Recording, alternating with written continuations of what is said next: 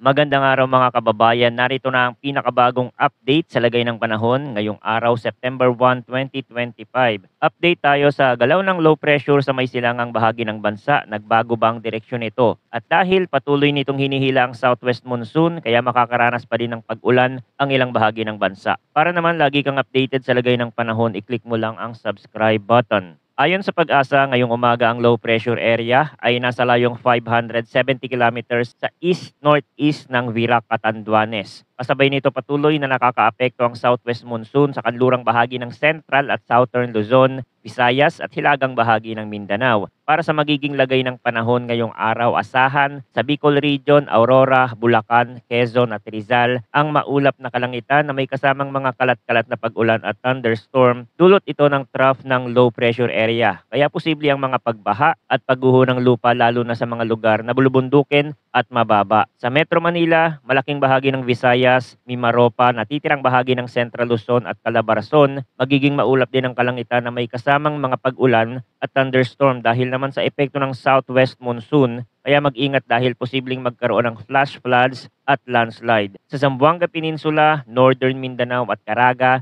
bahagyang maulap hanggang maulap ang kalangitan na may mga pag-ulan dahil sa southwest monsoon din. Posible pa rin ang pagbaha kapag tumagal ang malalakas na pag-ulan. Samantala, sa iba pang bahagi ng bansa, kabilang ang natitirang bahagi ng Luzon, asahan ang bahagyang maulap hanggang maulap na kalangitan na may isolated thunderstorm. Karaniwan itong dulot ng localized thunderstorm at posibleng magdulot ng biglaang pagbaha kapag lumakas. Sa usapin naman ng hangin at lagay ng karagatan sa Mindanao at kanlurang bahagi ng Visayas, magiging katamtaman ang ihip ng hangin mula southwest hanggang west at may katamtaman ding taas ng alon na aabot mula 1.2 hanggang 1.8 meters. Sa kanlurang bahagi ng Luzon, katamtaman din ang hangin mula southwest hanggang southeast at katamtaman ng taas ng alon na 1.2 hanggang 1.8 meters. Sa silangang bahagi ng southern Luzon at natitirang bahagi ng Visayas, panayad hanggang katamtaman ng hangin mula northwest hanggang southwest at may taas ng alon na 0.6 hanggang 1.5 meters. Habang sa iba pang bahagi ng Luzon, banayad hanggang katamtaman ng hangin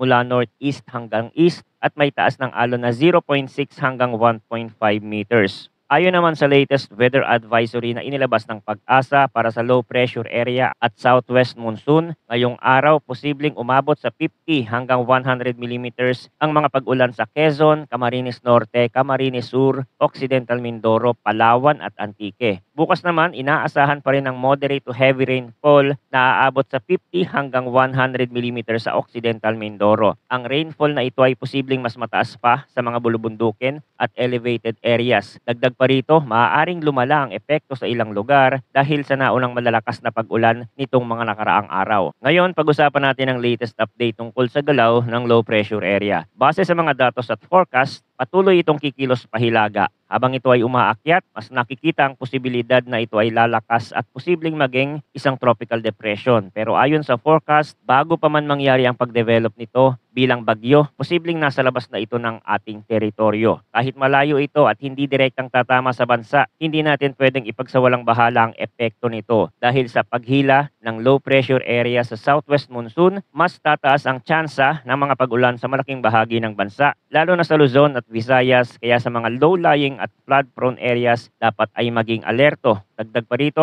nakikita rin sa ilang modelo na sa susunod na mga araw o kahit by next week, posibleng may isa o dalawa pang low pressure na mabuo. Isa sa mga posibilidad ay ang pagkakaroon ng bagong sistema sa may northern part na posibleng magdala ng ulan sa extreme northern Luzon. Kaya kailangan nating bantayan ang mga susunod na updates. Ngayong September din, sinasabi ng Pag-asa na posibleng makaranas tayo ng short-lived La Nina hanggang December ngayong taon. Ibig sabihin, mas mataas ang chance ng pagbuo ng mga malalakas na bagyo ngayong season na posibleng direktang tumama sa ating bansa. Kaya kailangan nating maging alerto at laging updated sa lagay ng panahon. At dito sa ating channel ay patuloy na magbibigay ng pinakabagong update tungkol sa lagay ng panahon para lagi kayong handa. Maraming salamat sa inyong walang sawang pagtutok at pagsuporta.